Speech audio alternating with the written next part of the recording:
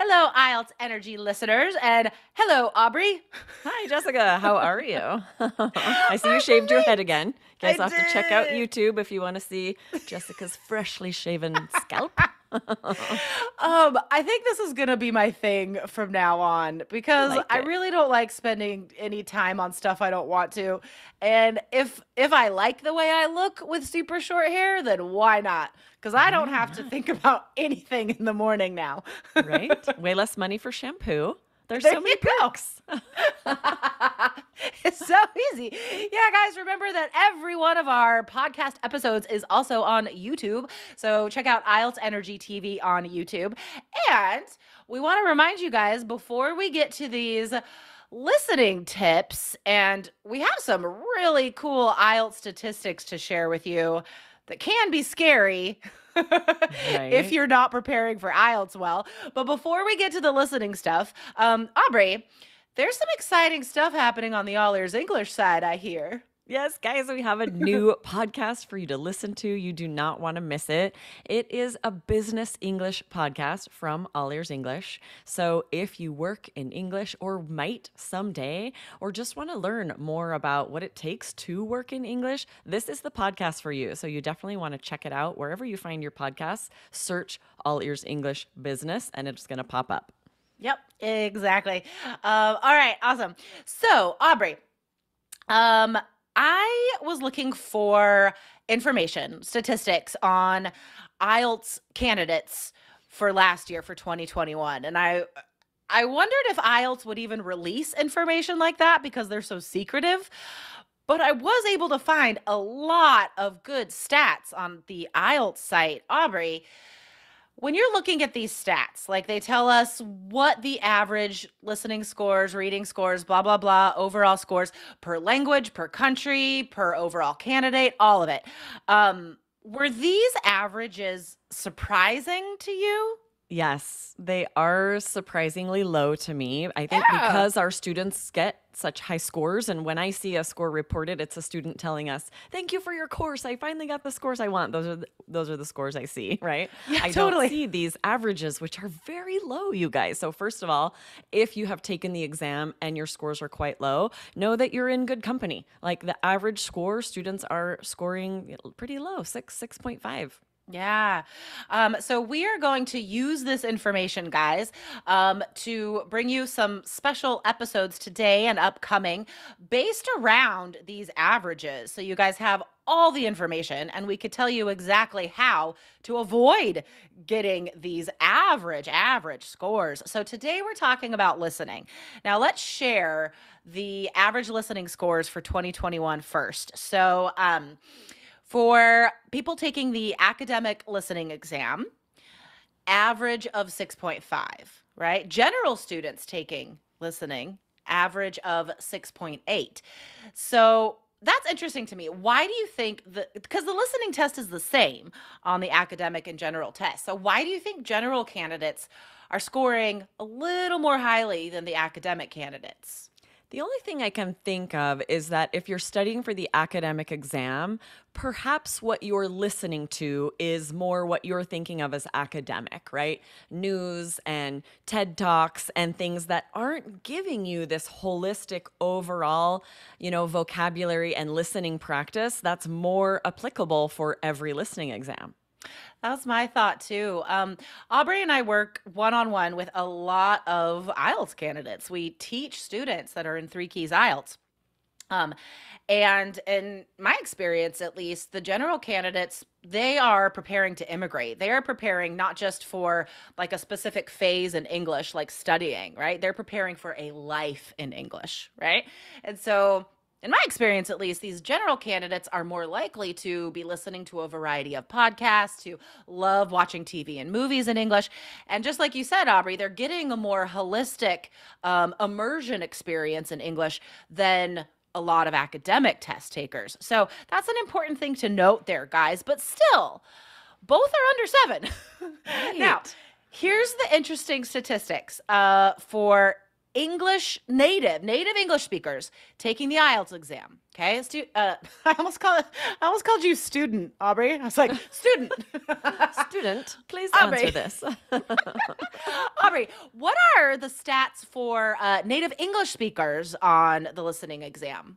Yeah, this was a little fascinating. So, those who are taking academic, the average is 7.26. I would expect that, and I'm sure listeners out there, you would expect that to be much higher. Yeah. But it actually doesn't shock me because before being trained and really getting to know you, Jessica, when I took the listening exam, I did not score that highly. And I'm an English teacher. My master's degree is in English. Yeah. And it still was really tricky, right? With all the distractions, and you have a limited amount of time. So I am a testament that these are not fake stats. This is accurate. It's a difficult exam, even for native English speakers. Yeah, totally. And for the English as a first language candidates taking the general exam, they only got a 7.28. So those are very close. And remember, guys, like you're not gonna get a 7 point whatever on your exam. These are just the averages of like Yep. the thousands and thousands of people that took the exam in 2021. So, okay.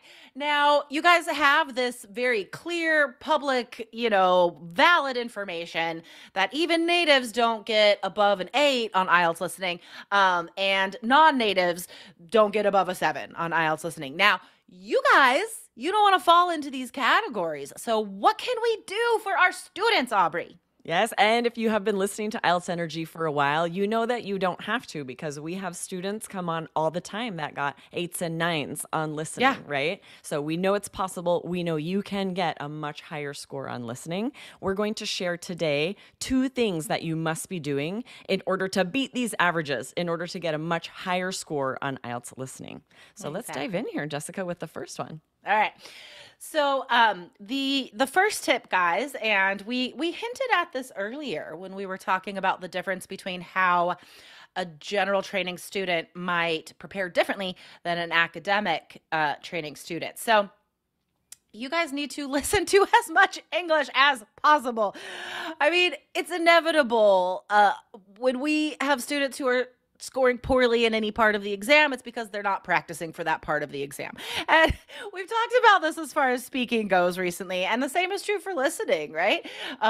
If you are not understanding what you're hearing, if you can't follow it, you can't keep track, you're not preparing enough. You're not listening to enough English.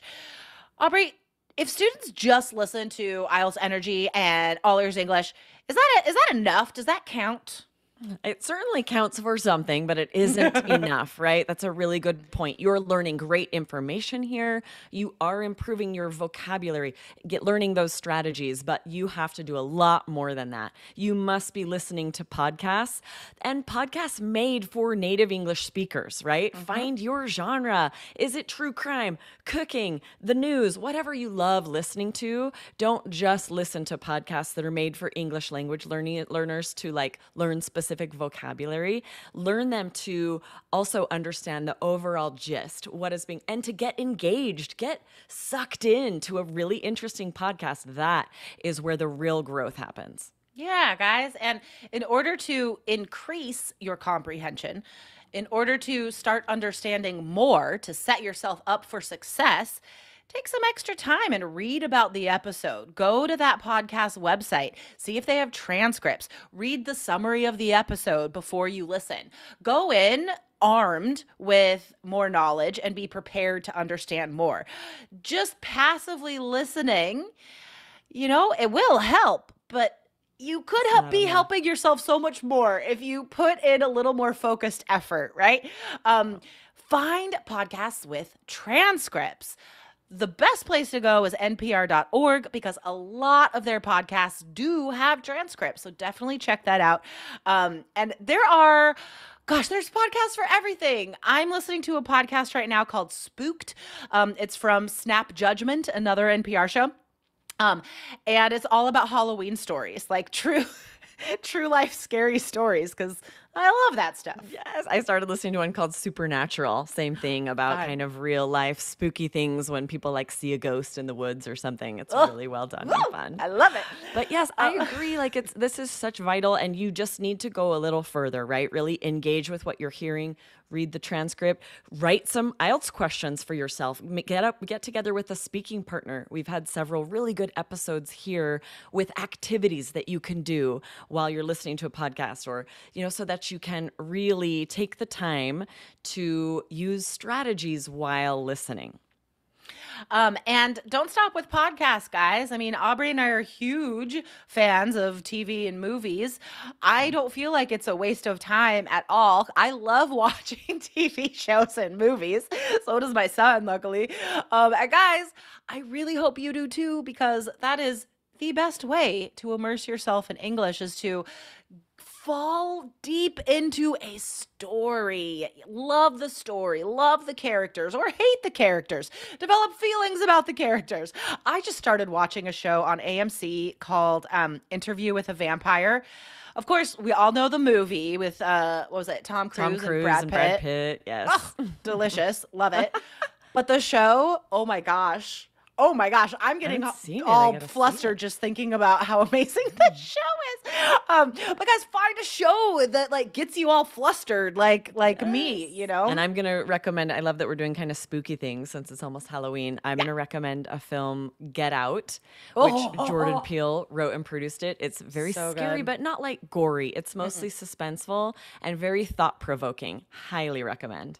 I would classify it as a psychological thriller, Yes, even though definitely. it's people call it a horror movie. I don't think It's it more of a is. psychological thriller, definitely. And something like that it'll pull you in. It'll really engage your brain.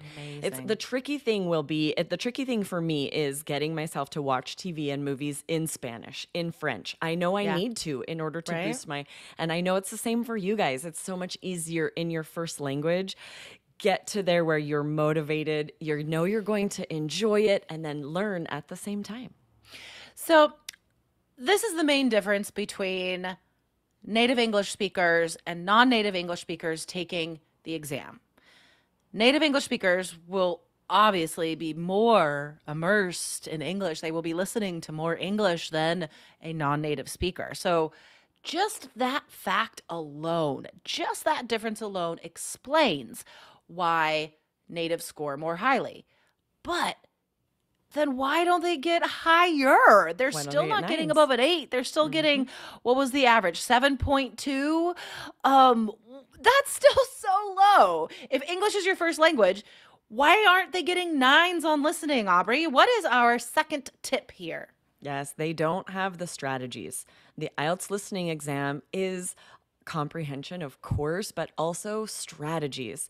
And you have to understand what types of questions you're going to see and the specific strategy for each question type so that you waste no time. You know exactly how to attack that type of question.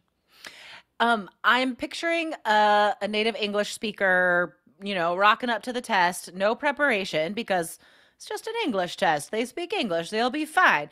And they get to the listening exam, and there's like a map completion question on the listening exam.